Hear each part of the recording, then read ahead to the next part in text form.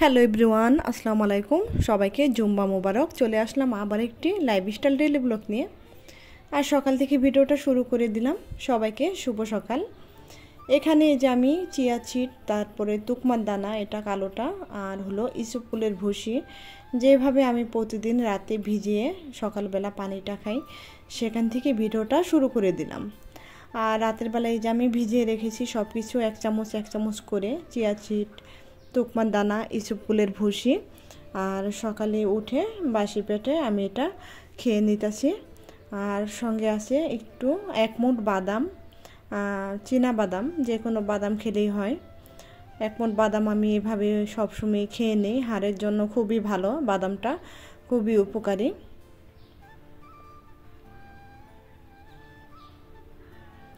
তারপরে চলে আসলাম এই যে আমার কিউটের ডিব্বা বেবি দুইটাকে একটু দুধ খাইয়ে নেই। ওর মার দুধ তেমন একটা পাচ্ছে না, আর সারাক্ষণ মা মা করে ঘর ভর্তি আর কি হাঁটে আর কান্না করে। আর এই যে দেখো মালিহাও চলে আসছে, মালিহা কত আদর করতেছে বেবি দুইটাকে।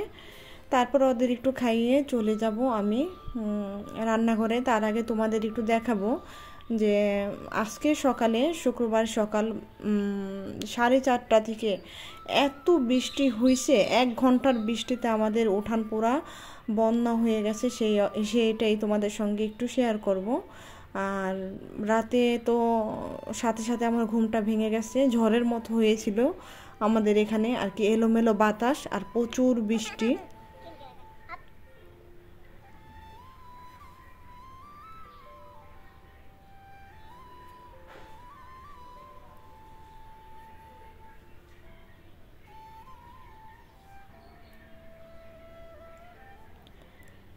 এমন বৃষ্টি যদি প্রতিদিন 1 ঘন্টা করে নামে তাহলে কিন্তু উঠানের পানি কখনো শুকাবে না, ঘরেও পানি চলে আসবে, এত পানি হয়েছে।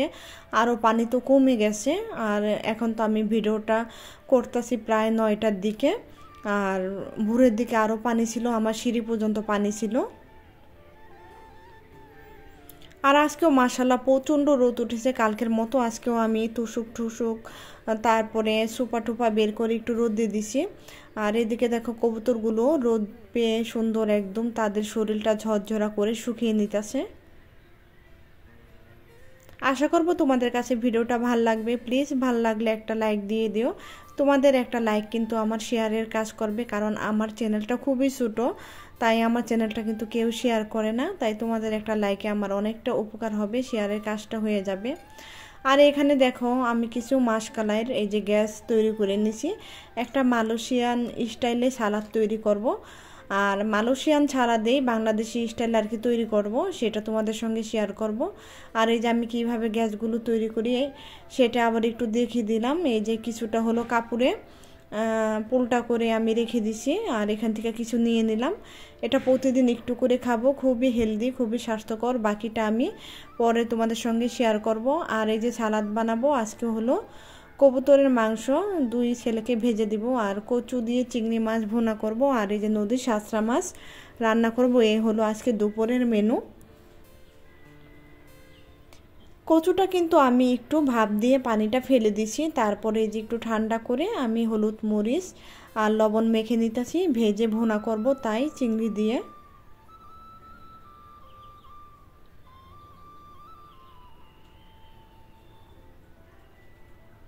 পরিমাণ মতো তেল দিয়ে তেলটা গরম হওয়ার পরে আমি কিন্তু কচুটা ভাজা বসিয়ে দিলাম। আর এদিকে আমি মাংসটা একটু মেখে রেখে দিই, ভিতরে মশলাটা গেলে আর কি মাংসটার টেস্টটা বেড়ে যাবে।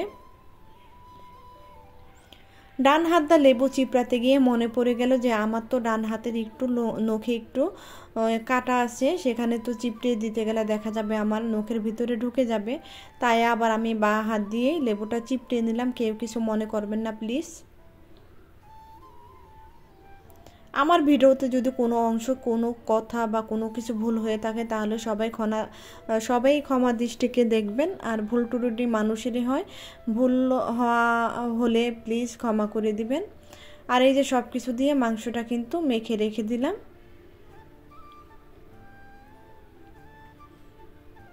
মাংসটা মাখতে মাখতে কচুটা কিন্তু ভাজা হয়ে গেছে। আমি কচুগুলোকে এই পিঠটা উল্টিয়ে আবার একটু ভেজে নিব।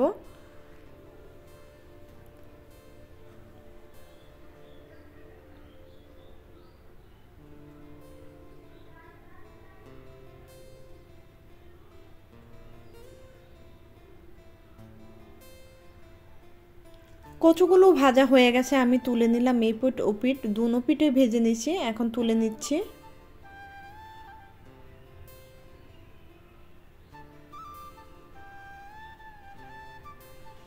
এমনি করে কিন্তু বাকি কচুগুলো আমি ভেজে তুলে নিছি। আর এখন আমি রান্না করার জন্য সেই কচু ভাজার তেলের মধ্যেই দিয়ে দিলাম পরিমাণ মতো পেঁয়াজ।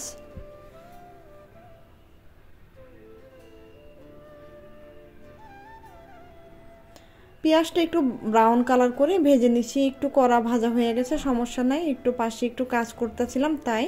দিয়ে দিলাম আদা রসুন জিরা বাটা, আর দিয়ে দিলাম শুকনো মরিচের ফাঁকি, হলুদের ফাঁকি পরিমাণ মতো, দিয়ে দিলাম লবণ।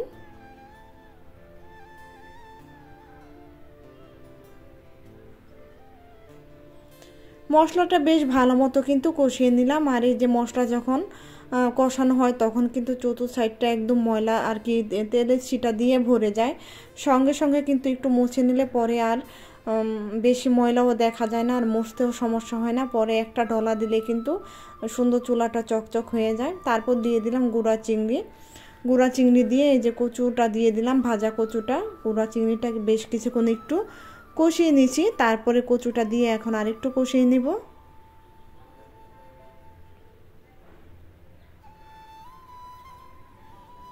বেশ কিছুক্ষণ কষানোর পরে দিয়ে দিলাম পরিমাণ মতো কচুটা সিদ্ধ হওয়ার জন্য পানি।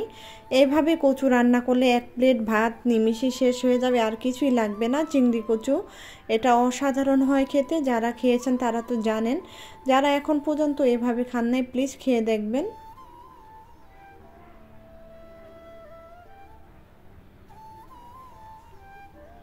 5 মিনিটের মতো একটু ঢাকনা দিয়ে দিয়েছিলাম কচুর ভিতরে যেন মশলাগুলো ঢোকে। আর আমি দিয়ে দিলাম শেষের দিকে একটুখানি চিনি। চিনিটা দিলে কচুর টেস্টটা খুবই ভালো আসে। আর আগের দিনের মা চাচিরা বলতো যে কচুর মধ্যে একটু চিনি দিয়ে দিলে কচুর বাত কেটে যায় আর কি, শরীরের জন্য খুবই ভালো। তারপর তো কচুটা একদম ভুনা ভুনা করে নিলাম ঝোলটা শুকিয়ে। তারপর পাশে আবার একটা কড়াই বসাই দিলাম শাঁসরা মাছগুলো রান্না করার জন্য। পেঁয়াজটা ভেজে নিতেছি।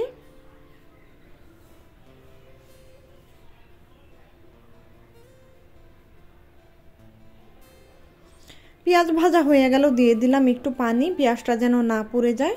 আর এদিকে দিয়ে দিলাম মশলা, আদা রসুন জিরা একসঙ্গে বাটা, মরিচের গুঁড়া, হলুদের গুঁড়া, পরিমাণ মতো লবণ।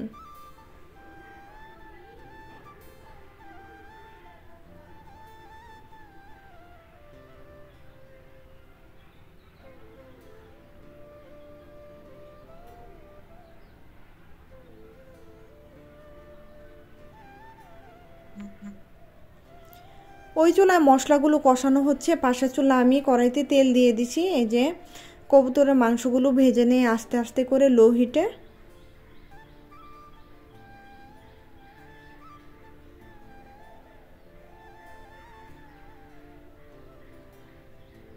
এদিকে মশলাগুলো কিন্তু বেশ ভালো মতো কষানো হয়ে গেছে, তেল উঠে গেছে। এখন আমি দিয়ে দিব নদীর শাঁসরা মাছগুলো, পাঁচমিশালি মাছ। এই মাছগুলো খেতে মাশাল্লাহ ভীষণ টেস্ট, যেইভাবে রান্না করা যায়। ধুন্দুল দিয়ে রান্নলে বেশি ভালো হতো, কিন্তু আমার হাতের কাছে আজকে কোনো ধুন্দুল ছিল না। শুক্রবার দেখে কোনো ভ্যানওয়ালাও আসে নাই, তাই আমি শুধু পেঁয়াজ দিয়ে মাছটা রান্না করে নিলাম। এইভাবে রান্না করলেও ভালো লাগে। আরেকদিন রান্না করে খেয়েছিলাম হাতে মেখে, ওইভাবেও ভালো লাগছে। তাই আজকে একটু মশলা কষিয়ে তারপর মাছটা কষিয়ে রান্না করলাম। দিয়ে দিলাম রান্না করার জন্য পরিমাণ মতো পানি। পানিটা দিয়ে এখন আমি রান্না করে নেব।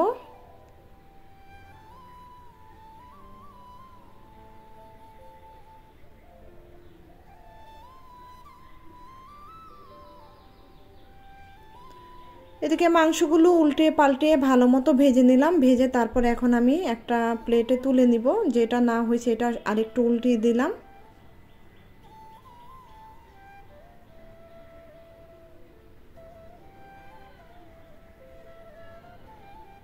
এদিকে ছোটো মাছে আমি কাঁচামরিচ দিয়ে দিলাম পরিমাণ মতো, আর একটু জিরার গুঁড়া দিয়ে দিছি অফ ক্যামেরায়। আর এখন আমি যে মাছটা একদম ঝোলটা শুকিয়ে তেলের ঝোলটা যখন উঠে গেছে তখন আমি চুলাটা বন্ধ করে দিছি।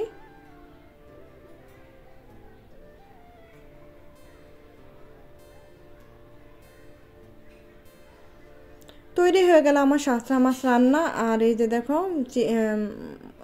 কবুতরের মাংস ফ্রাই। এখন আমি সেই সালাডটা তৈরি করে নিব। 2টা শুকনা মরিচ একদম খোলায় টেলে নিছি, আর দিয়ে দিছি এখানে 3-4টা পেঁয়াজ। পেঁয়াজটা ভালো মতো একটু কুচি করে নিছি। তারপরে দিয়ে দেব একটু সরিষার তেল, লবণ দিয়ে ভালো মতো মেখে নিতেছি আগে।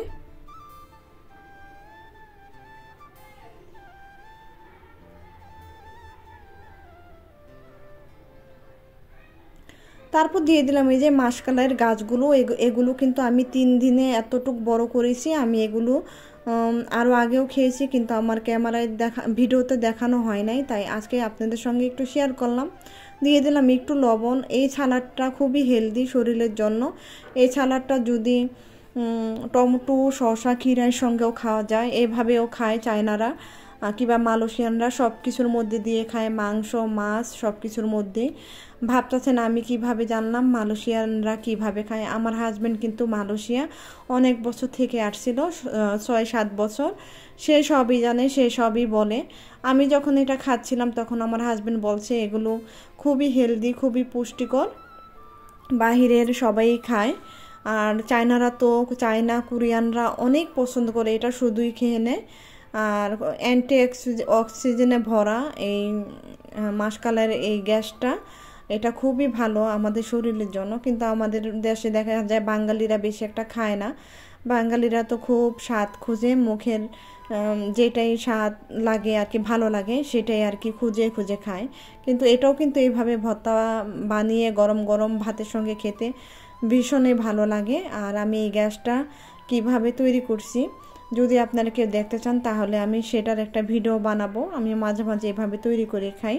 তাই ভিডিওটা আমি আজকের মতো এখানে শেষ করব।